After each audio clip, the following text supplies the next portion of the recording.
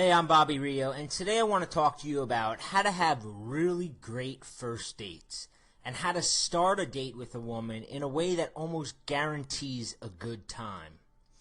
See, I used to absolutely hate going on dates.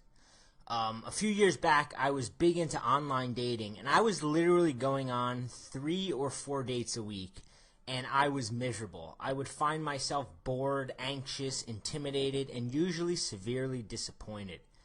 And worse was, I rarely got laid. I want to tell you this story about a realization I had that made me go from absolutely dreading going on dates to not only start enjoying them, but very often finding myself in bed with the woman by the time the night was over. I remember when I used to believe that a date was formal, sacred encounter where you had to portray yourself as the perfect gentleman, and your sole responsibility was to not fuck it up, and to prove emphatically to the woman that you were not interested in sex.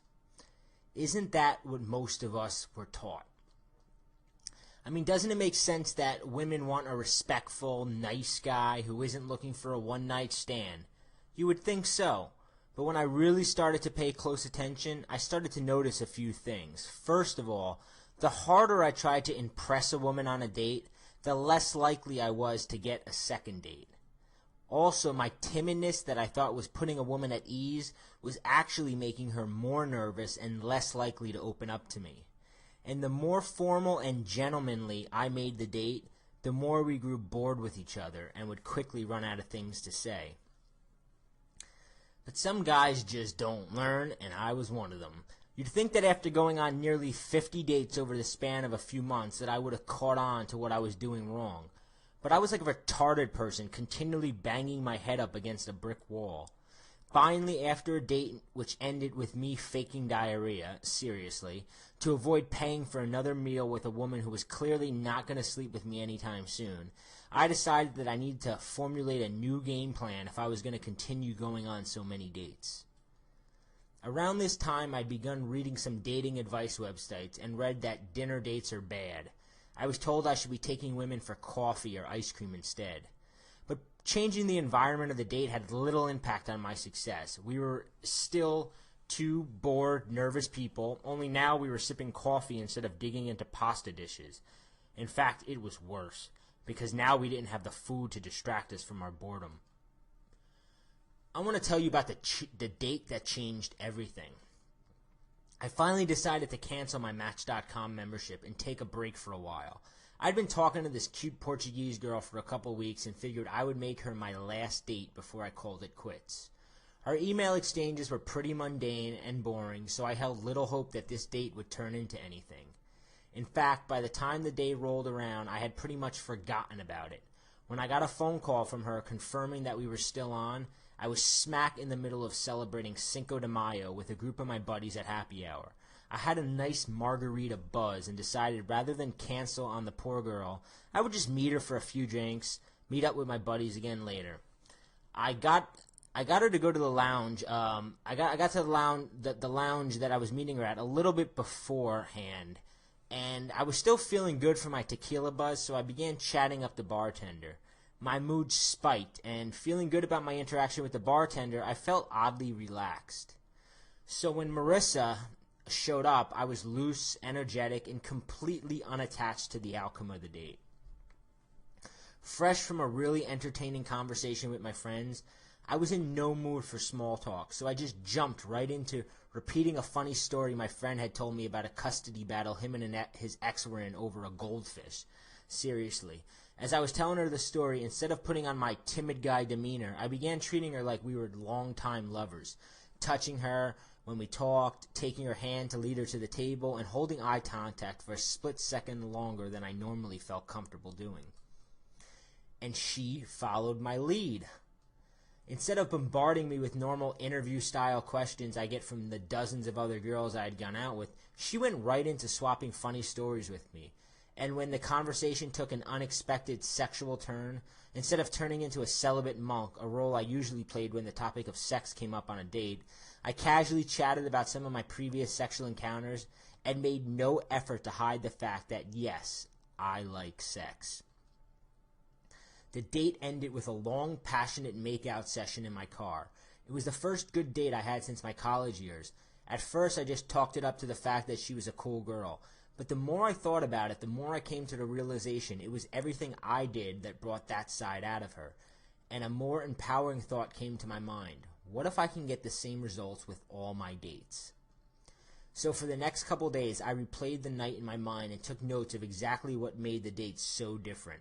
And I realized I did 5 key things within the first 5 minutes. Here are the 5 key elements of a good date. 1. I assumed rapport, which let us skip the boring get-to-know-you chit-chat that would crush the momentum of my previous dates. I set the frame of the date. Instead of waiting for the woman to dictate what was acceptable behavior on the date, I basically displayed to her, this is what the date's going to be like. Next, I played offense instead of defense. Instead of just trying not to offend her, I instead actively attempted to make the date fun. I initiated touching immediately, which made the makeout session much easier later on since she was already comfortable with my hands touching her.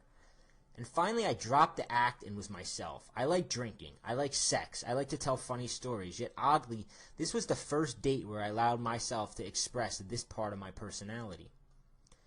As I looked over the 5 techniques on my list, it began to all come together. Fun. That is all you're responsible for creating on a date. And more importantly, you are the one responsible for creating it. A woman's going to follow your lead on a date. If you act nervous, she'll act nervous. If you hide your personality, she'll hide her personality. If you take on the role of stranger, she'll act like a stranger. If you come across as a celibate monk, she'll hide her sexual side too. However, the opposite is just as true. If you're cool, calm, and comfortable, she'll be cool, calm, and comfortable. If you express your true personality, she'll express hers. If you assume rapport right from the beginning, she'll act like she's known you for years. If you're comfortable with your sexuality, she'll be comfortable with hers. So do you enjoy your dates?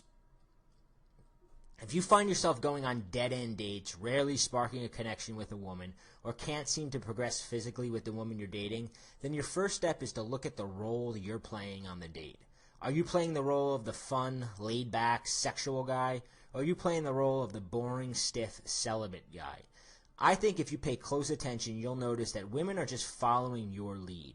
While you may think women just aren't responding to you, more than likely you're training them to behave that way. Here's proof you can try for yourself. I have a simple exercise that I want you to try the very next date you go on. I want you to treat the woman you go out with like she's an old friend you've known for years.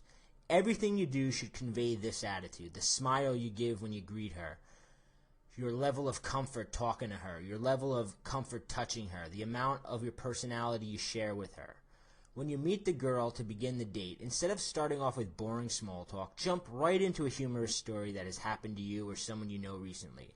When she tells you a story about her life, instead of jumping into interview mode and asking questions, make statements like, "That's just like you to do that," or "I can totally see you acting this way." Treat her like an old friend.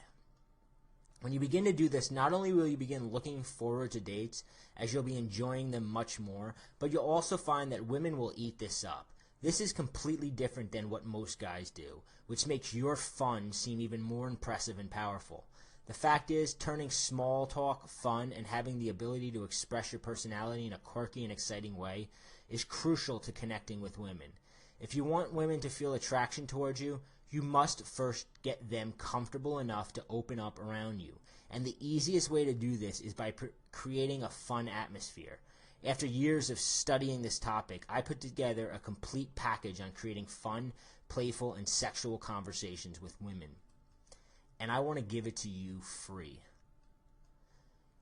It's called Make Small Talk Sexy Conversation Tactics.